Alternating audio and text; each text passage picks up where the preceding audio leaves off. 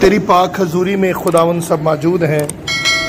हर एक को खुदावन सुनने के कान और समझने की हिकमत दे और अपने बंदा को अपने जलाल के लिए इस्तेमाल कर। मसीह यीशु के नाम से आमीन। सबके हालेलुया। सबसे पहले हम खुदावन के शुक्रगुजार हैं कि जिसने अपनी पाक हजूरी में हमें आने का इरफान बख्शा है, और उसका वादा है कि जहां 2 या 3 मेरे नाम पर इकट्ठे हों, मैं उनके बीच में मौजूद हूं।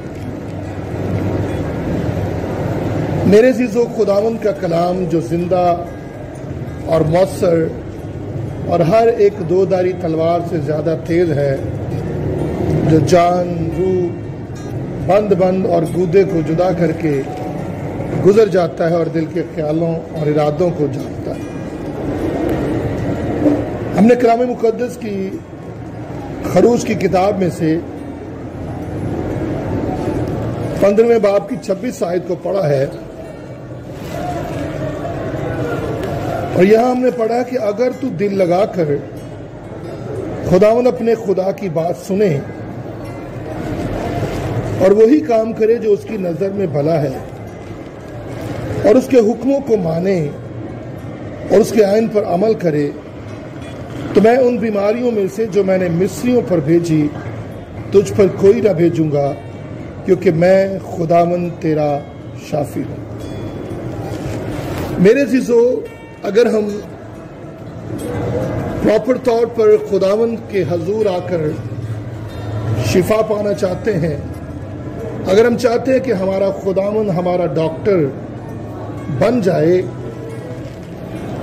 तो हमें खुदावंद के कलाम पर तवज्जो करने की जरूरत है।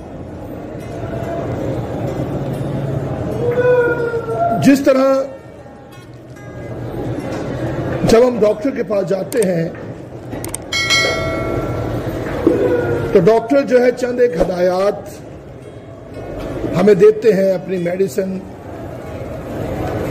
जब वो दवाई देते हैं तो साथ में वो हमें 3 टाइम की खुराक देते हैं, सुबह, दोपहर और शाम। तो कलाम मुकद्दस जो है ये हमारे लिए एक दवाई है। ये इलाही शिफा की बोतल है, और इस बोतल पर जो है वो हमारी टाइमिंग, दवाई का तरीका इस्तेमाल जो है वो लिखा हुआ है। अब ये आयत हमें बड़े वाज़ेह तौर पर बताती है। जिस तरह दवाई सिरप हो या टैबलेट हो, उनके डब्बे पर लिखा होता है कि ये बच्चों की पहुंच से दूर रखें। तो इसी तरह कलाम मुकद्दस में पहले तो ये हुक्म दिया गया है, जरूरी हदायत, क्या आपने हदायत पर अमल करना है। अगर का मतलब है शर्त, अगर तू ऐसा करे तो मैं तेरे लिए ऐसा करूंगा। अगर तू दिल लगाकर खुदावंद अपने खुदा की क्या करे, बात सुने। और अगर अपने खुदा की बात की जाए तो खरूज ही की किताब में 23वें बाब की 25 आयत में लिखा है, तुम खुदावंद अपने खुदा की इबादत करना, तब वो तेरे रोटी और पानी पर बरकत देगा, और मैं तेरे बीच से बीमारी को दूर कर दूं। और यहां लिखा है कि अगर तू दिल लगाकर खुदावंद अपने खुदा की बात सुने,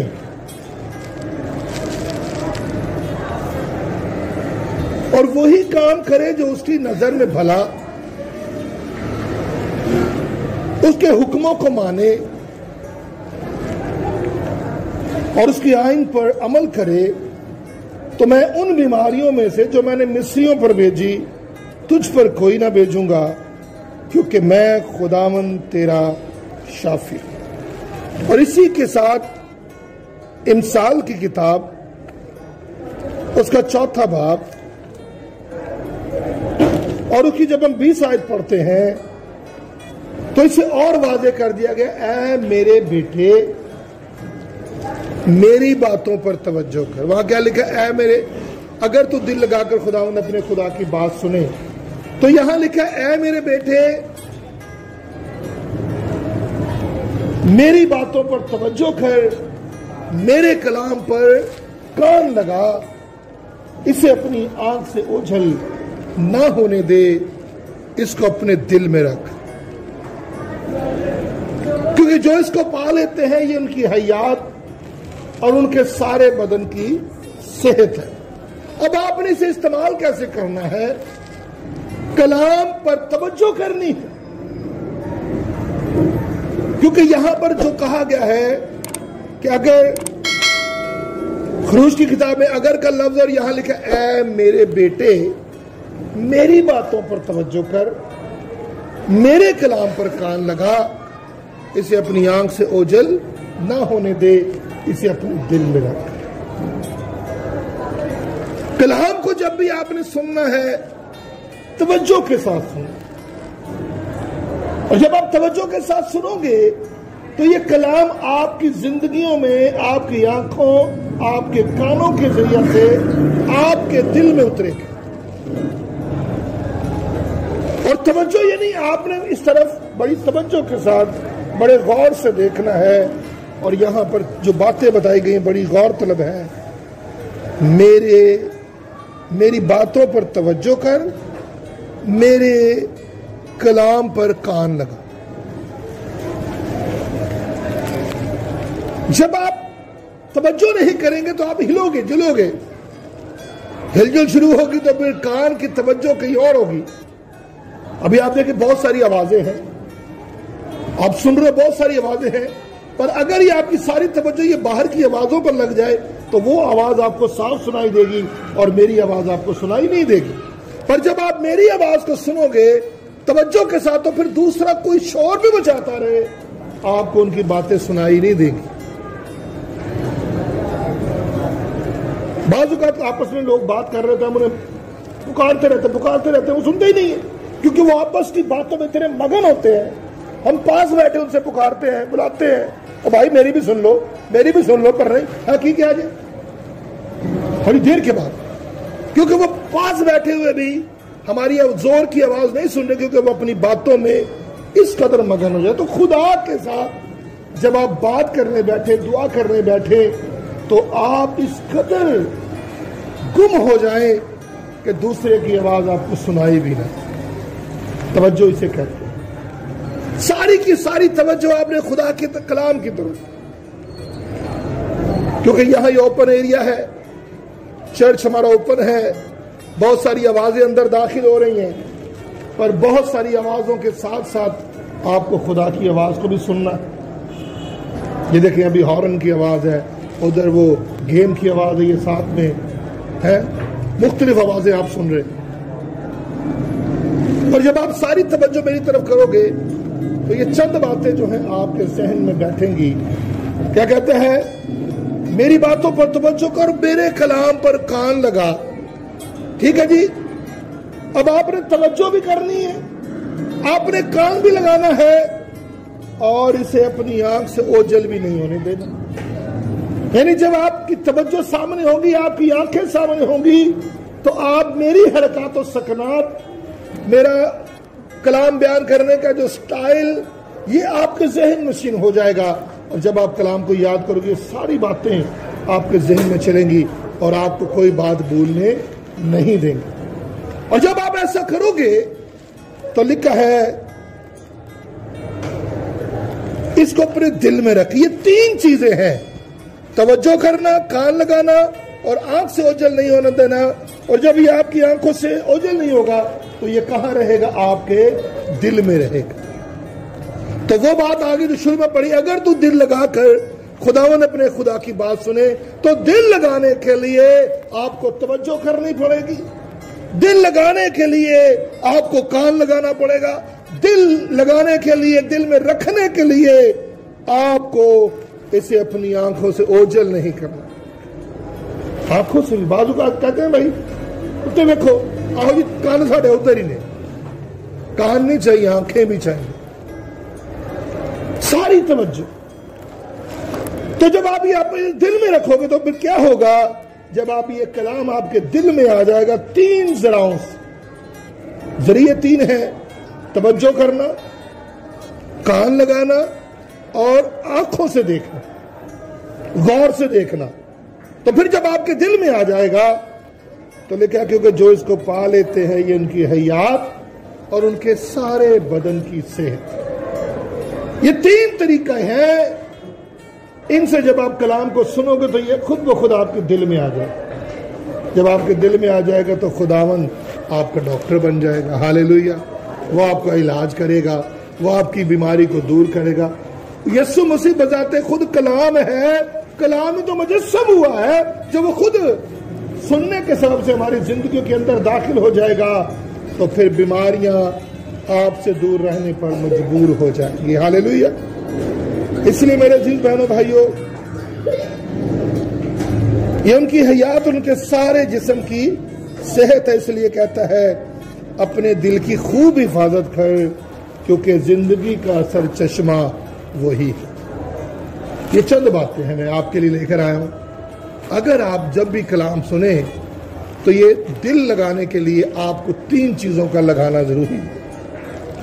मेरी बातों पर तवज्जो कर, मेरे कलाम पर कान लगा, इससे अपनी आंख से ओझल ना होने दे। और ये 3 बातें जो हैं ये आपके कलाम को दिल के अंदर जो है बसने के लिए दे देगी। फिर आपने इसे 3 टाइम, सुबह, दोपहर और शाम, सुबह नाश्ते से पहले या नाश्ते के बाद। कुछ दवाइयां होती है नाश्ते से पहले, निहार मुंह, और कुछ होती है नाश्ते के बाद। तो आपकी मर्जी है। नाश्ता करन तो पहला, जब पहला करोगे तो थोड़ी चाय ठंडी हो जाएगी, परोठा ठंडा हो जाए। नाश्ता कर ले और नाश्ते के बाद फिर दुआ करें, कलाम पढ़ें। दोपहर का खाना खाने के बाद और रात का खाना खाने के बाद पढ़ें। तो ये तवज्जो के साथ पढ़ोगे ना, कलाम जिंदा और मौसर और हर एक 2धारी तलवार से ज्यादा तेज है, जो जान, रूह, बंद बंद और गूदे को जुदा करके गुजर जाता है और दिल के ख्यालों और इरादों को जांचता है। खुदा का कलाम जिंदगी है, खुदा का कलाम रोटी है, खुदा का कलाम आग है, खुदा का कलाम हथौड़ा है, खुदा का कलाम पानी है। हर एंगल से ये कलाम जो है आपकी रहनुमाई करेगा। इसलिए मेरी बहनों, मेरे भाइयों, अगर तू दिल लगाकर खुदावंद अपने खुदा की बात सुने, उसके हुक्मों को माने, उसके आइन पर चले, तो मैं उन बीमारियों में से जो मैंने मिस्रियों पर भेजी तुझ पर कोई ना भेजूंगा, क्योंकि मैं खुदावंद तेरा शाफी हूं। आइए अपने कदमों पे खड़े हो जाइए, मैं आपके लिए दुआ करूंगा ताकि आज इस कलाम के तवस्सुल से आप अपनी बरकत को रिसीव करें। अपने दिल पर हाथ रख लीजिए और ये दुआया सेशन जो है आपकी जिंदगियों को बदल दे। बदी मेरे दिल विच जे होवे जरा, कदी भी ना मेरी सुनेगा खुदा। खुदा तरसो आओ सुनो ए बयान मेरे ओ ते रब ने जो कीते ऐसा। खुदा तरसो। मेरे अजीज, मेरी बहनों, मेरे भाइयों, अपने दिल पर हाथ रख लीजिए। जैसा अभी हमने पढ़ा है कि अगर तू दिल लगाकर खुदावंद अपने खुदा की बात सुने, उसके हुक्मों को माने, उसके आइन पर चले, तो मैं उन बीमारियों में से जो मैंने मिस्रियों पर भेजी तुझ पर कोई ना भेजूंगा। आपकी जो कोई तकलीफ है, आपकी जो कोई परेशानी है, सिर्फ आप अपने दिल पर हाथ रखें। दिल पर हाथ रखने से आपके सारे जुए और बंधन टूट रहे हैं। मैं देख रहा हूं कि आपके तमाम घबराहट जो है, बेचैनी जो है वो जा रही है। सारी बेचैनी आपके बदन से दूर हो रही है, सारी घबराहट आपके दिल से दूर हो रही है और चक्रों का आना बंद हो रहा है। ब्लड प्रेशर नॉर्मल हालत में आ रहा है। घुटनों की सारी तकलीफ यीशु के नाम से जा रही है, क्योंकि यहां खुदा का रूह मौजूद है। खुदा का रूह यहां पर मौजूद है। अपनी शिफा को रिसीव कीजिए, अपनी शिफा को रिसीव कीजिए, अपनी शिफा को रिसीव कीजिए। वकाना रोइकंद रबीना मंस वकाना रोइकंद बरुशिकंद बरु। तमाम जुए टूट जाएं यीशु के नाम से, तमाम बंधन टूट जाएं यीशु के नाम से। मेरे भाई, मेरी बहन, आप इस आवाज को सुन रहे हो, आप इस आवाज को सुन रहे हो। आपकी जो कोई प्रॉब्लम है, हाँ खुदावंद मेरी इस बहन की जो रसौलियां हैं, ऐ खुदावंद इन रसौलियों को दूर करता हूं। ऐ खुदा इन रसौलियों को दूर करता हूं। ऐ खुदावंद इन ट्यूमर्स को खत्म करता हूं और उसकी सारी वजूहात को खत्म करता हूं। इससे खुदावंद जो मेरी आवाज ऑनलाइन सुन रहे हैं, ऐ खुदा मैं उनसे मुखातिब हूं। मेरे भाई, ये जो आपकी कमर की प्रॉब्लम, मोरों की बेतरतीबी है, यीशु के नाम से आपके मोरे तरतीब में आ रहे हैं। आपके मोरे तरतीब में आ रहे हैं। आपके मोरे तरतीब में आ रहे हैं। और आपकी सारी टांग का जो खिंचाव है, ये मोरों के सबब से है। ये मोरों की सारी बेतरतीबी और ये दबी हुई नस बहाल हो रही है। आपकी टांग जो है वो नॉर्मल हालत में आ रही है। हाँ मेरी बहन, आप अपने पेट पर हाथ रखें जो मेरी आवाज ऑनलाइन सुन रहे हैं। ये रसौलियां खत्म हो रही हैं आपकी, ये सारी ब्लीडिंग खत्म हो रही है आपकी, ये सारी प्रॉब्लम दूर हो रही है आपकी। मैं खुदा के रूह के मसा को देख रहा हूं। ये रोशनी आपके पेट में उतर रही है, रसौलियां रिमूव हो रही हैं, ये रसौलियां रिमूव हो रही हैं, ये रसौलियां रिमूव हो रही, सारी ब्लीडिंग खत्म हो रही है, सारी ब्लीडिंग खत्म हो रही है।